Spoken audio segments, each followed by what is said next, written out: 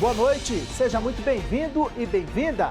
Já estamos aqui, a postos, para trazer para vocês as principais notícias desta quarta-feira, 6 de dezembro. Bruno Silveira está ao vivo comigo. Oi, Bruno. Oi, Kenzo. Depois do susto dessa explosão que aconteceu aqui num prédio do Noroeste, a Polícia Civil já fez a investigação, a Defesa Civil também esteve aqui, o prédio foi liberado e a gente volta para falar um pouco mais sobre esse caso que aconteceu hoje pela manhã. Até já, Bruno, a gente consegue ver até os estilhaços ainda ali pelo chão. Olha só, EPTG ao vivo na volta para casa, no cruzamento com a Épia, trânsito intenso por lá, parado ali no cruzamento com a Épia da EPTG. Reduz a tela para mim, por gentileza, para a gente mostrar como é que está estrutural. Também com trânsito parado na noite dessa quarta-feira, na pista principal ali da estrutural na altura da Cidade do Automóvel. Vamos para a linha férrea, motoristas que seguem agora para o sentido Gama, Santa Maria, Valparaíso, encontram um trânsito carregado por lá, mas está fluindo, viu? Os carros conseguem atingir a velocidade da via. Acesso ao túnel Rei Pelé. Trânsito também está fluindo bem aqui no túnel Rei Pelé, então, no emboque da Galeria Sul aqui do túnel Rei Pelé. Reduz a tela para mim, por gentileza, que chama bastante atenção, é a IPTG parada mesmo nesta quarta. E olha, tem outros destaques importantes para você. Um vazamento de gás pode ter sido a causa de uma explosão em um apartamento no Noroeste. O impacto desse acidente foi tão forte que destruiu o primeiro andar do prédio. O cobrador que estava no ônibus da empresa Marechal, que colidiu com um trem de carga, recebeu alta da UTI hoje. Ladrão trapalhão. Homem tenta invadir um comércio, fica pendurado na grade e cai de cara no chão, só de cueca. A Câmara Legislativa do DF aprovou os novos valores do IPTU e do IPVA para o ano que vem. Prepare o bolso, que o IPTU vai ficar mais caro. Moradores de Braslândia reclamam da longa espera no atendimento da UPA. Tem gente aí que passa tempos e tempos, aí, horas e horas para poder ser atendido. Acaba cansando e indo embora, né? Vem com a gente, já estamos no ar.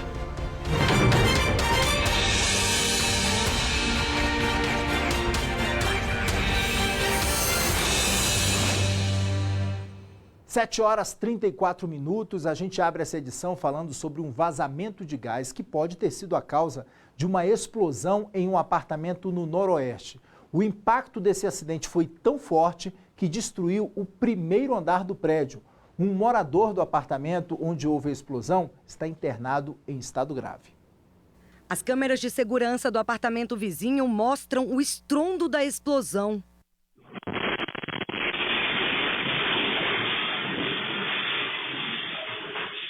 Esse foi o exato momento em que ocorreu a explosão no apartamento ao lado. E essas são as imagens de dentro do apartamento logo depois do estouro. O imóvel ficou totalmente destruído. Na cozinha, então, o cenário parecia de guerra. Só se via destroços. Nessas outras imagens feitas pelos vizinhos do andar onde ocorreu a explosão, os estragos também foram muitos. Portas foram lançadas longe. Todo o mobiliário do prédio que estava no corredor também ficou quebrado. E o estrondo foi tão forte que as janelas e grades dos apartamentos do bloco ficaram espalhadas pelo chão. Vidros estilhaçaram.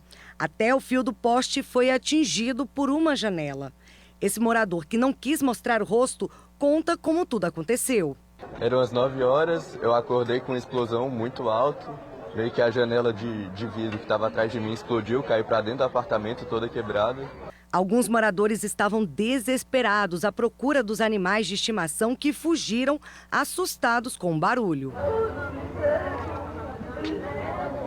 A Raquel estava na academia do prédio quando o acidente aconteceu. A gente escutou um barulho de uma explosão seca. Assim, no início parecia que estava caindo algum equipamento da academia no chão. Mas eu olhei para a janela e eu vi a grade do prédio caindo.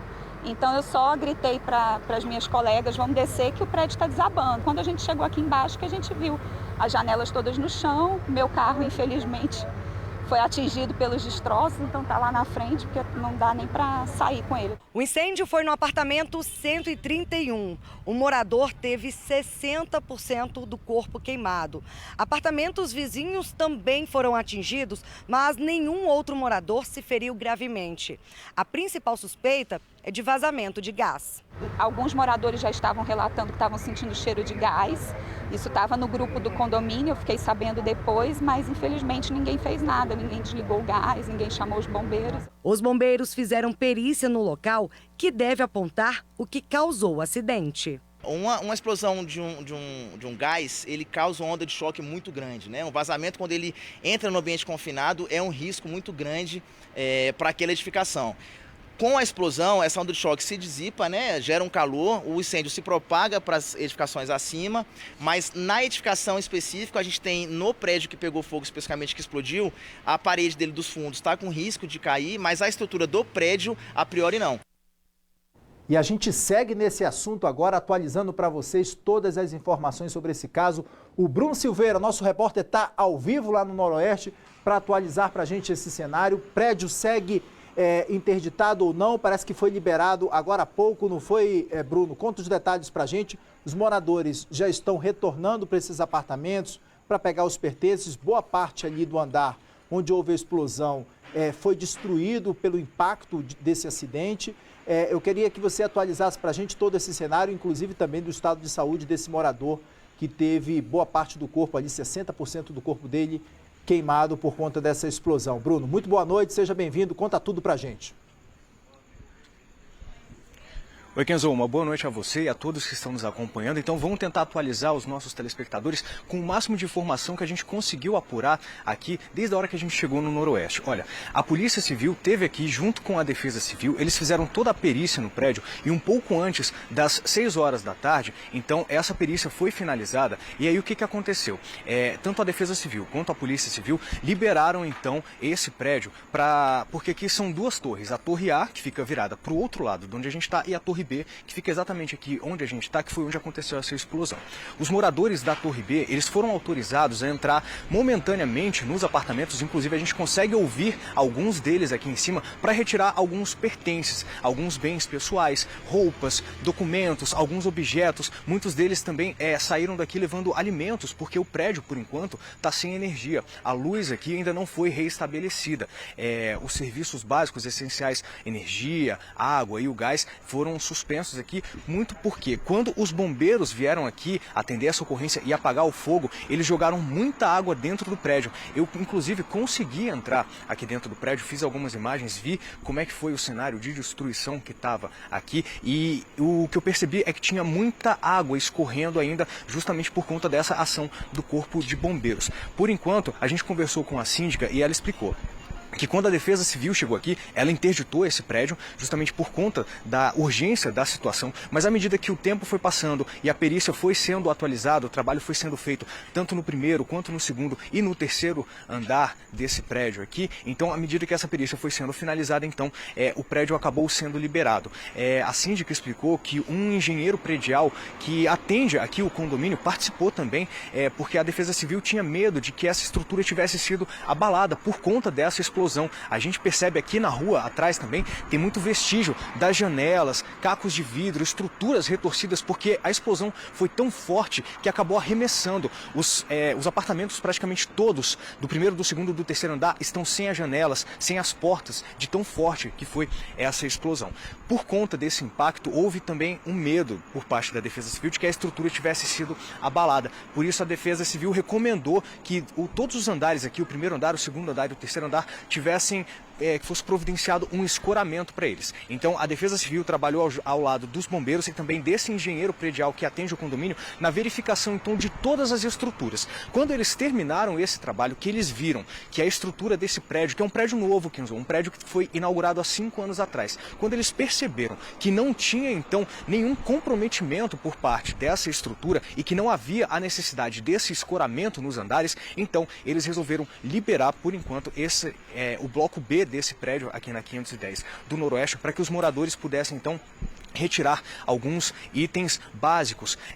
O pessoal que mora na Torre B, Kenzo, não vai poder passar a noite aqui porque os apartamentos estão todos abertos, as janelas voaram nas explosões, não tem porta, não tem energia, não tem luz, não tem gás, todos esses serviços foram interrompidos, então eles vieram aqui, buscaram pertences, documentos pessoais, levaram alguns alimentos e agora vão passar a noite na casa de parentes, de amigos, em hotéis. Na hora dessa explosão também, Kenzo, os corpos de bombeiros, quando ele veio aqui, ele fez uma varredura no prédio.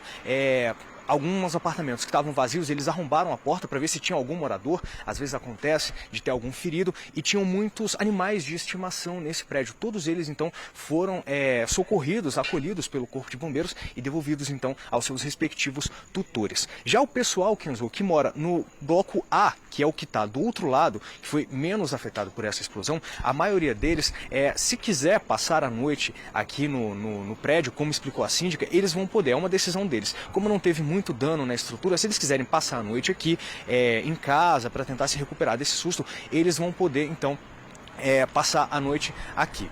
Antes de entrar no ar, nós conversamos, a nossa produção entrou em contato com o delegado que está à frente dessa investigação, e também desse caso, né? Ele falou que como esse morador que foi atingido pela explosão, ele continua internado com grande parte do corpo queimado, pelo estado dele ser tão delicado e necessitar tratamentos tão delicados no hospital, eles ainda não conseguiram então ouvir a versão oficial desse morador sobre o que aconteceu. Então, eles vão continuar então com a parte investigativa depois da perícia. Esse laudo da perícia vai demorar 30 dias, segundo a síndica do prédio nos informou. Então, enquanto a perícia não sai, a Polícia Civil então vai seguir com a investigação para tentar descobrir então as causas dessa explosão. Kenzo, eu volto com você. Obrigado, Bruno, pelas informações, pela atualização desse caso. Daqui a pouco o Bruno vai voltar para atualizar para a gente o estado de saúde desse morador que teve 60% do corpo queimado. Ele segue internado ainda no hospital em estado grave. Além disso, o Bruno também, a gente mostrou agora há pouco algumas imagens, ele vai voltar porque o Bruno entrou no prédio e conseguiu gravar algumas imagens do andar onde houve essa explosão e a gente vai mostrar para vocês então essas imagens dessa explosão, os estragos que provocaram nessa explosão. Conversou também com alguns moradores que inclusive não conseguiram retornar para casa e não conseguiram retornar para o apartamento por conta da energia, inclusive, que não foi religada ainda. A previsão é que essa seja religada amanhã pela manhã. Bruno, daqui a pouco você volta atualizando para a gente esse cenário, então, aí dessa explosão, dessa grave explosão no Sudoeste. A gente vai seguir com outro noticiário agora aqui para vocês, falando da UPA de Braslândia, porque os pacientes reclamam do tempo de espera por um atendimento. Diante desse desafio, tem gente que desiste e volta para casa. O banco virou cama para o paciente que aguardava para ser atendido. Segundo os moradores de Braslândia, quem procura atendimento durante a noite enfrenta vários problemas. Estamos na UPA, gente ali doente demais, tem uma senhora lá dentro com a pressão alta, passando muito mal, entendeu? E o sistema não está funcionando. De acordo com a direção da unidade, não tem faltado profissionais. O que aconteceu, na verdade, foi um aumento exponencial na procura por atendimento, inclusive por pacientes vindos do estado de Goiás. Na última segunda-feira foram realizados 182 atendimentos, quando a média diária gira em torno de 130. Nesse momento, 7 pessoas estão sendo atendidas na Sala Amarela, que tem capacidade para apenas 6. Braslândia é uma cidade assim, interiorana e muitas cidades vizinhas, o pessoal vem de lá para cá, que nem Águas Lindas, Padre Bernardo, entre outras, e superlota aqui a nossa unidade. A UPA de Braslândia completa 2 anos neste mês. Foi a 7ª construída pelo IGESDF. A unidade tem 18 leitos entre salas verde, amarela e vermelha, além da sala de classificação e mais 3 consultórios para atendimento médico. Segundo os funcionários, a estrutura não é suficiente para atender toda a demanda da cidade. Eles explicam que o problema na UPA começa quando a demanda de pacientes classificados como amarelo e vermelho estão em atendimentos e não conseguem ser transferidos para o hospital da cidade. Enquanto isso, pacientes classificados como verdes precisam esperar por mais tempo. De acordo com o protocolo da Secretaria de Saúde, pacientes classificados como verdes podem esperar até 4 horas pelo atendimento. Tem gente aí que passa tempos e tempos, aí, horas e horas para poder ser atendido. Acaba cansando e indo embora, né?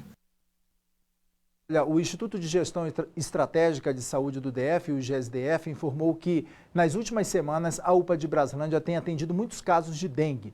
Esse é um atendimento prioritário e acaba atrasando outras demandas. Por isso, a demora. O IGESDF disse ainda que a UPA de Brasilândia mantém o quadro médico completo, tanto no período diurno quanto também no período noturno. O cobrador que estava no ônibus da empresa Marechal, que colidiu com um trem de carga, recebeu alta hoje. Depois de quase um mês do acidente, Júlio Botelho, de 28 anos, recebeu alta da UTI do hospital de base e foi transferido para um hospital particular.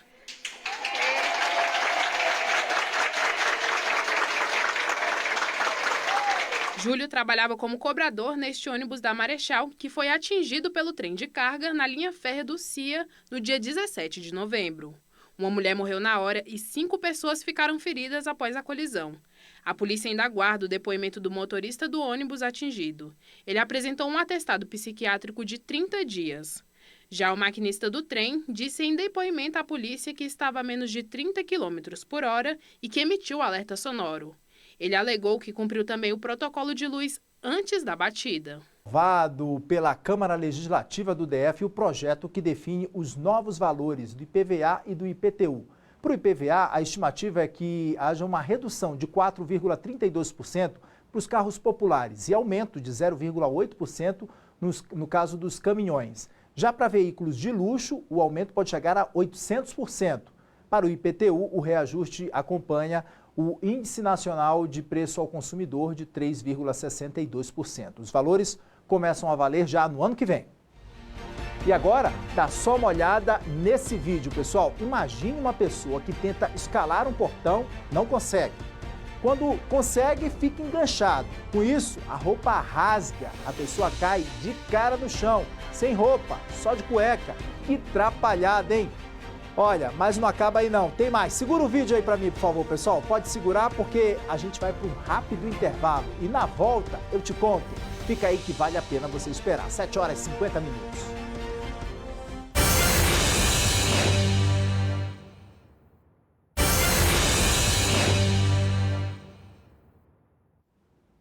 Olha, em Taguatinga Norte, objetos de uma igreja foram furtados durante a madrugada. Foi na QND 52. As câmeras de segurança da igreja registraram o momento em que o homem invade o local e leva o teclado, que era usado ali para os cultos. Segundo o pastor responsável pela igreja, um monitor de vídeo também foi furtado. O invasor ainda tentou voltar horas depois, mas foi surpreendido por um funcionário. A igreja teve um prejuízo de R$30 mil. E agora a gente fala de uma tentativa de roubo frustrada. Sabe aquela pessoa atrapalhada que cai, tropeça, engancha, tomba? Pois é, um ladrão foi tentar invadir um comércio em Cristalina, Goiás, e acabou preso. Sabe como? De cueca, pessoal. Veja aí. Pouco depois das 3h30 da manhã, as câmeras de segurança dessa empresa flagram um homem tentando pular a cerca de proteção. Ele tenta pelo portão, mas não consegue. Logo mais à frente, ele tenta mais uma vez. E quando está descendo do outro lado, ele fica pendurado. A calça rasga e ele cai de cabeça no chão, apenas de cueca. O ladrão atrapalhado sai correndo. Tenta arrombar a porta, mas não consegue. Ele então aproveita o carro estacionado e tenta sair com o veículo. Mas, com dificuldades, o carro apaga algumas vezes. O que o criminoso não esperava era que a ação, que já tinha começado frustrada, pudesse ficar ainda pior. É que a partir do momento em que ele ficou pendurado na cerca elétrica e perdeu a calça, a empresa responsável pela segurança do local passou a monitorá-lo e entrou em contato com a equipe da Guarda Municipal, que imediatamente se deslocou até o endereço, impedindo que o homem fugisse com o carro. O homem foi preso em flagrante. Olha, a gente volta agora lá para o Noroeste, onde ocorreu uma explosão num apartamento e provocou muitos estragos. O Bruno Silveira já entrou ao vivo aqui com a gente e volta agora para atualizar o estado de saúde do morador, dono do apartamento onde ocorreu essa explosão, que ficou gravemente ferido. Está no hospital, né, Bruno? Atualiza para a gente o estado de saúde dele. É isso, Kenzo. Como você falou, ele saiu daqui já direto para o hospital, onde ele foi internado com 60% do corpo queimado. Ele estava dentro do apartamento, então ele estava no epicentro dessa explosão. Ele está na UTI, o estado dele é grave. Ele está, então, sendo atendido com os cuidados especiais que a ocasião ela exige, né, desse atendimento. Eu tive lá dentro, então eu fiz imagens de dentro do apartamento desse morador, imagens exclusivas para mostrar aqui no SBT uma destruição total, Kenzo. As paredes todas retorcidas, derrubadas, a parede que dividia com outro apartamento, ela não existe mais, vários escombros, vários itens, objetos queimados. Então, assim, essas imagens exclusivas que a gente está vendo, que eu fiz, mostram também os fundos do apartamento, estruturas, metais todos envergados, como se fossem pedaços de papel, para você ver, então, o impacto, a força dessa explosão. Não dá para salvar praticamente nada dentro desse apartamento. Eu volto com você, Kenzo. Obrigado, Bruno, pelas informações. E olha, antes de encerrar, eu quero mandar um abraço para o Gleison Araújo, de Águas Lindas, Goiás, nosso telespectador sempre assíduo aqui. Um abraço, Gleison. Olha só, fica aqui, a gente fica por aqui. Muito obrigado pela sua audiência. Uma ótima noite. Amanhã tem mais. 7h30, estou te esperando.